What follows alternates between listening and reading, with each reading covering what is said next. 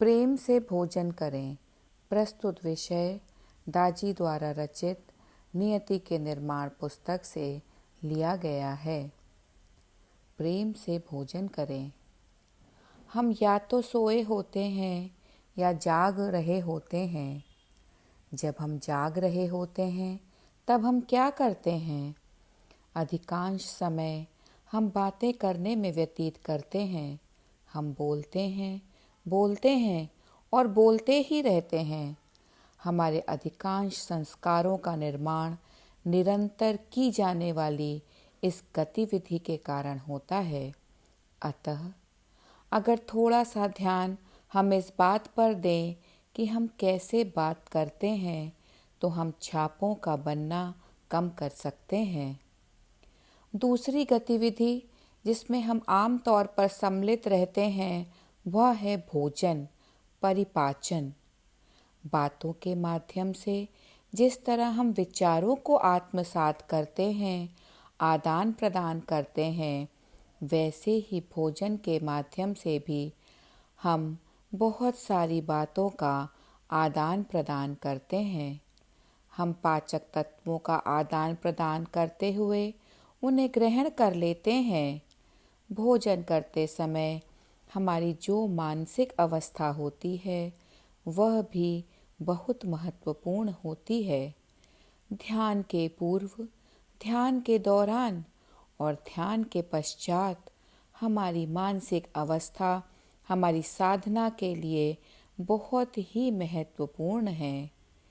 यदि आप राजयोग की प्रभाव क्षमता पढ़ें तो पुस्तक के अंत में एक अध्याय इस विषय पर लिखा गया है कि खाना कैसे पकाएं तथा खाना कैसे खाएं।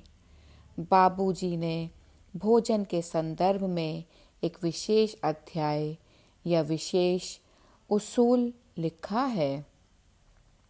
किसी कुत्ते को निर्देश देकर उसकी स्थिति में बदलाव लाने की बात मैंने कहीं पर आपसे कही है।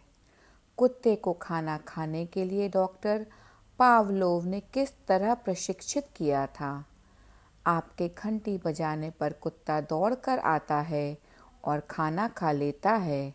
आपने कुत्ते को इस तरह प्रशिक्षित किया है कि घंटी बजते ही वह खाना के लिए दौड़कर आ जाता है। जिस दिन आप घंटी बजाएंगे परंतु खाना नहीं देंगे, उस दिन वह बिना रुके भौंकना शुरू कर देगा। उसके मुंह से लगातार लार टपकती रहेगी।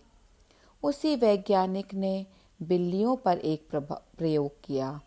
उन्होंने बिल्ली के सामने खाना रखा और उसे खाने के दौरान बिल्ली में कितना पाचन रस स्रावित हुआ उसे नाप लिया।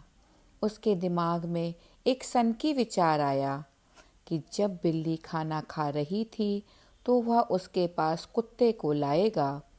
कुत्ते को देखते ही डर के मारे बिल्ली भाग जाएगी। वह खुद को बचाने के लिए दौड़ेगी। वह अपना जीवन बचाने के लिए भाग खड़ी होगी। जब तक अब आप निकलने वाले पाचन रस को नापते हैं तो वह लगभग ना के बराबर है। यदि उसने कुत्ते की मौजूदगी में तनाव में थोड़ा बहुत खाना खा भी लिया तो भय पाचन रस को कतई स्रावित नहीं होने देगा। रस स्रावित नहीं होगा। इसीलिए तनावपूर्ण स्थिति में, भयभीत होने में, बहस के दबाव में मैं सिर्फ एक पराकाष्ठा का उदाहरण दे रहा हूँ। जब हम भोजन करते हैं तब इसका अपना प्रभाव होता है। भोजन करते समय उसके साथ गए नकारात्मक स्पंदन भी हमारे शरीर को प्रभावित करते हैं और जब वे सभी कोशिकाओं तक पहुँचते हैं तो उनका बहुत ही नकारात्मक प्रभाव पड़ता है। बिल्ली पर हुआ प्रभाव कितना स्पष्ट है। घर में जब पति पत्नी के बीच झगड़ा हो तब क्या होता है? मैंने देखा है कि अधिकांश झगड़े खाने की मेज पर या तो फिर शयन कक्ष में हुआ करते हैं। हम ऐसी तकरार को टाल सकते हैं। जब हम खाने की मेज पर मिलते हैं तो हम पारिवारिक समस्याओं के बारे में बात करते हैं। पारिवारिक समस्याओं पर चर्चा करने में गलत कुछ भी नहीं है, परंतु बेहतर समय की प्रतीक्षा करें और इसके लिए अलग समय का चयन करें। भोजन करने का समय भी लगभग ध्यान की तरह ही होना चाहिए। थाली में परोसे गए आपके भोजन के लिए आप ईश्वर के प्रति अत्यंत आभारी हैं। बाबूजी के कथनानुसार प्रसाद के रूप में भोजन ग्रहण करते समय आप बहुत ही कृतज्ञ हैं। उन्होंने तो यहाँ तक कहा है कि यदि आप इस मन स्थिति में भोजन ग्रहण कर रहे हैं, मानो स्वयं मालिक ही भोजन कर रहे हैं, और जब यह भोजन इस विचार के साथ पकाया गया हो कि स्वयं मालिक इसे ग्रहण करने वाले हैं, तो आप कल्पना कर सकते हैं कि यह भोजन कितना पवित्र होगा।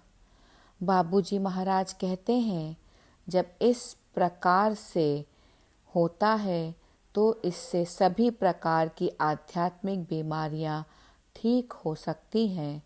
इस सरल क्रियाकलाप द्वारा सभी प्रकार की आध्यात्मिक बीमारियां ठीक की जा सकती हैं। भोजन पकाने वाले इंसान को इस बारे में सचेत होना चाहिए। हमें हमेशा प्रसन्न चित्त होकर भोजन करना चाहिए। उनकी याद में डूबकर बड़े ही कृतज्ञ भाव से हमें इसे ग्रहण करना चाहिए। धन्यवाद।